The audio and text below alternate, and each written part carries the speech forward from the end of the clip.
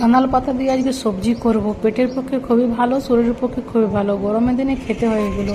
গাঁদাল পাতাটাকে ভালো করে ধুয়ে পরে আমি বেটে নিলাম, দুটো কাঁচা লঙ্কা দিয়ে মসুরি বাটা দিলাম। মসুরিটাকে আগে ভিজিয়ে রেখেছিলাম, তার মধ্যে হলুদ নুন পরিমাণ মতন দিলাম, মেখে নিলাম। মেখে দিয়ে তেলটা গরম করতে দিয়েছি। বড়াগুলো আমি সবগুলো ভেজে নেবো একটু একটু করে।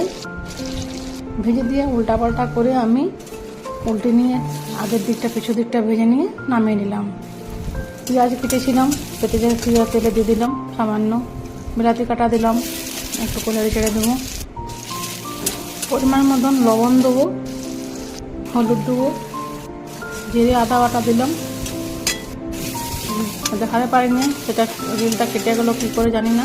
সবজিটা দিয়ে আমি ঝিঙা কেটেছিলাম, ঝিঙা আলুতে কেটে আমি ওটা দিয়ে দিলাম। ভেজে নিয়ে জল দিয়ে দিলাম।